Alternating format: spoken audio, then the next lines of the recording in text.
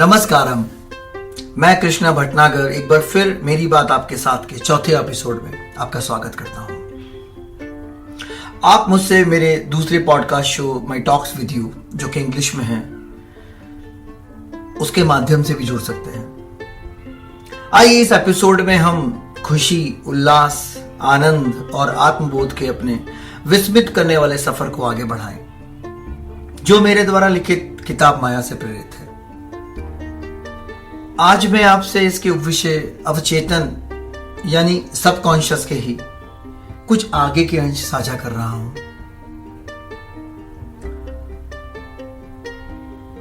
हम हमारे आसपास की चीजों का, बहुत सी चीजों का अनुभव करते ही नहीं है।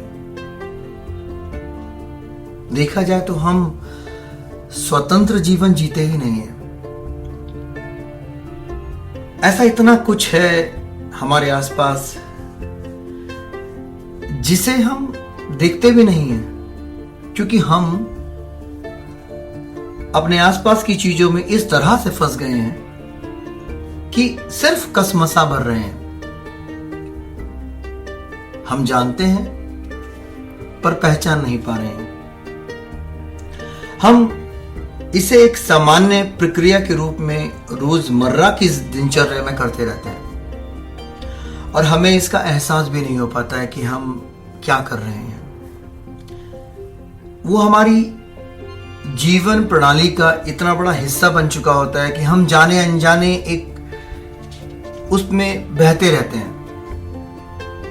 कहीं ना कहीं हमारे मन में कुछ बातों को लेकर या कुछ परंपराओं को लेकर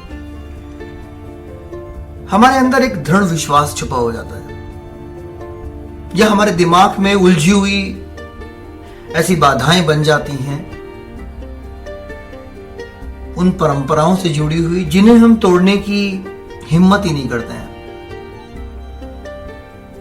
हम जीवन चक्र में इतना व्यस्त रहते हैं कि, और जो कि असल में एक चक्रव्यूह जैसा ही है, जिसमें हम ये तो जानते हैं कि अंदर कैसे आए, बल्कि यूं कहें कि ये हमें प्रवेश करने के लिए लगातार प्रेरित भी करता रहता है। लेकिन हम वास्तव में ये नहीं जानते हैं कि हमें बाहर कैसे आना है। हम भी उसी अभिमन्यु की तरह हैं जिसने उसके भीतर प्रवेश तो कर लिया है नियति के प्रतिबद्ध होकर, लेकिन बाहर आने में असमर्थ है और सफल होने के लिए कसमसा भर रहा है। पहले हमें अपने अवचेतन के बारे में समझना होगा, अगर हमको इस सब के बारे में और जानना है तो। यह अवचेतन कैसे काम करता है, कैसे यह हमारे मन को प्रभावित करता है। अवचेतन मन एक शक्तिशाली माध्यमिक प्रणाली है जो आपके जीवन में सब कुछ चलाता है।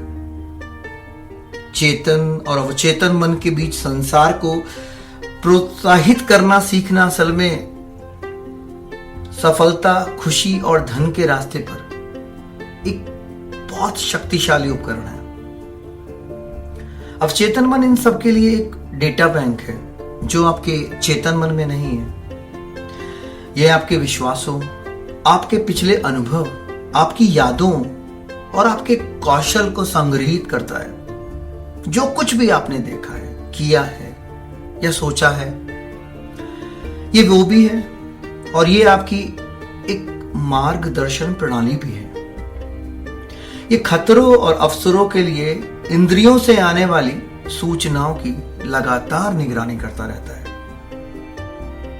क्या आपने कभी पढ़ा है, ये कभी सुना है कि मनुष्य केवल अपने दिमाग के एक हिस्से का ही उपयोग करता है?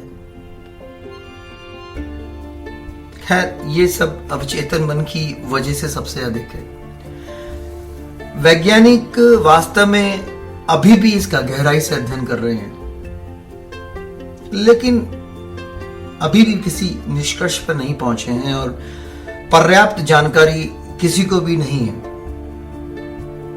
लेकिन हम जानते हैं कि यह आमतौर पर हमारे द्वारा की जाने वाली लगभग हर चीज को चला सकता है और नियंत्रित कर सकता है। उदाहरण के लिए जब आप ध्यान करते हैं तो आप अपनी सांस को नियंत्रित करना शुरू कर देते हैं। तब आप अवचेतन मन से नियंत्रण प्राप्त करते हैं और इसे अपने चेतन मन को दे देते हैं। आप गहरी सांस लेना शुरू कर देते हैं। एक ऐसा पल आता है तब आप उसको नियंत्रण करना बंद कर देते हैं और आपका अवचेतन मन और अवचेतन इसे करना शुरू कर देता है। उस पल आपको इसके बारे में ज्यादा सोचने की जरूरत नहीं है। आपकी सांस तब तक शिथिल होती रहेगी जब तक एक और उत्तेजना इसे बदल नहीं देती। आपके मस्तिष्क में ये सब कुछ नियंत्रण है और इस तरह से नियंत्रित है कि आपको उसके बारे में पता भी नहीं है। हर बार जब आपका अवचेतन मन आपकी इंद्रियों से आने वाली सूचना के सैकड़ों MB प्रति सेकंड के साथ बमबारी करता है,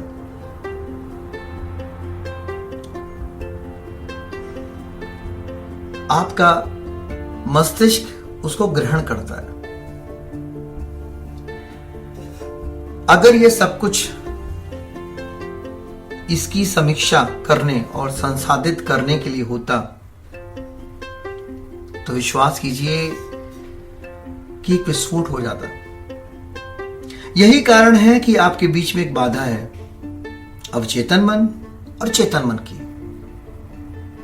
अपने चेतन मन से अपने अवचेतन मन में विचारों का संचार करना वास्तव में मुश्किल है, क्योंकि यह भावनाओं के साथ किया जाना चाहिए।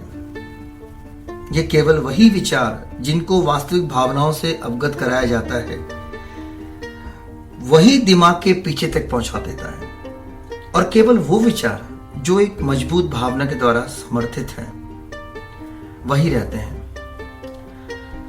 दुर्भाग्य से ये नकारात्मक और सकारात्मक दोनों भावनाओं के लिए सच है। और जैसा कि आप जानते हैं, मुझे बताने की कोई जरूरत नहीं है कि नकारात्मक भावनाएं आमतौर पर सकारात्मक लोगों की तुलना में या भावनाओं में अधिक मजबूत होती हैं। अवचेतन मन की शक्ति का दोहन करने में आपका पहला कदम नकारात्मक भावनाओं से भरे विचारों को खत्म करना होना चाहिए। आपको नकारात्मक आत्मबात को भी रोकने या कम से कम ये सुनिश्चित करने की भी जरूरत है कि ये की भावनाओं से भरा नहीं है, ये भावनात्मक रूप से आपके ऊपर हावी नहीं है। आप देखते होंगे कि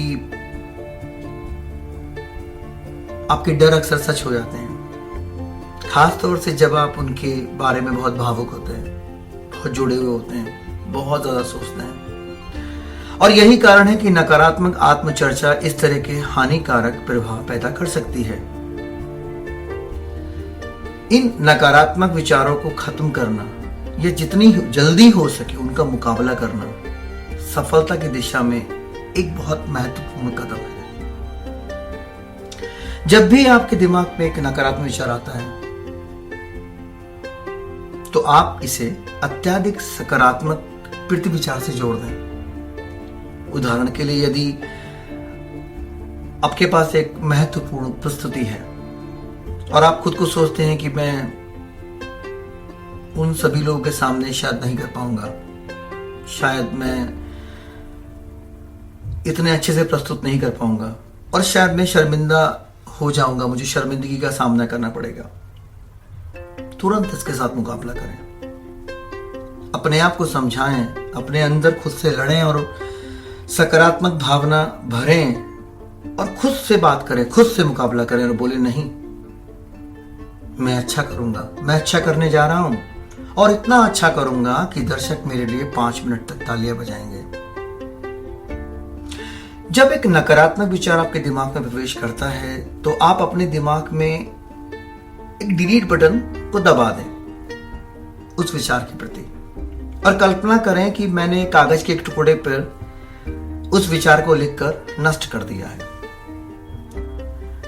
आप अपने दिमाग के अंदर ऐसी एक तस्वीर लगा लें जिसमें आपको ये लगे कि आप उस नकारात्मक सोच को एक मुट्ठी से एक घूंसा मार रहे हैं, उसको निकाल रहे हैं अपने दिमाग से, अपने मस्तिष्क से। आपका अवचेतन मन उन विचारों पर भी काम करेगा जो आपकी इच्छा के साथ व्यक्त किए जाते हैं। इसलिए ही मैं बोल रहा हूं कि इच्छा शक्ति इसमें एक बहुत महत्वपूर्ण रोल पैदा करती है। इच्छा द्वारा संचालित आपका अवचेतन मन इच्छा की वस्तु प्राप्त करने के लिए कुछ भी करेगा। ये सभी चैनल्स को जो आपके मस्तिष्क के हैं वो चेतन मन के लिए खोल देगा, लेकिन उसके लिए आपको अपनी इच्छा शक्ति के ऊपर काम करना होगा। जब आपका लक्ष्य आपके जीवन का उपभोग करने वाला जुनून बन जाता है और आपको इसे सच होते देखने की एक ज्वलंत इच्छा होती है, आपके अंदर एक भूख होती है, एक जुनून होता है, तभी आप सफल होते हैं। आप अपने लक्ष्य के प्रति ही समर्पित होते हैं और आपको कुछ दूसरा नहीं दिखाई देता। जैसे कि अर्जुन ने जब लक्ष्य साधा था तो सिर्फ लक्ष्य दिख रहा था, बाकी कुछ नहीं दिख रहा था।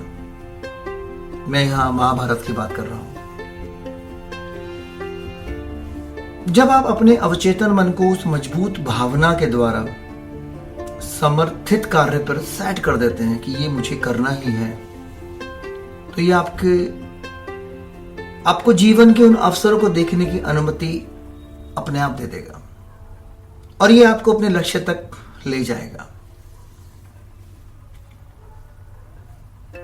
कोई भी एक सर्वश्रेष्ठ एथलीट होता है, वो एक नंबर 1 बनता है, तो कहीं जाके उसके अंदर एक ज्वलंत इच्छा होती है, एक भूख होती है, एक जुनून होता है जो उसको बताता है कि वो कैसे उस लक्ष्य को पा सके। और उस ज्वलंत इच्छा के कारण ही वो एक सर्वश्रेष्ठ एथलीट बनते हैं। उस समय, उस पल उनको अपने जीवन में कुछ नहीं चाहिए। उनका जो देखने का तरीका है एकदम क्लियर है कि उनको सर्वश्रेष्ठ एथलीट बनना है, नंबर 1 बनना है।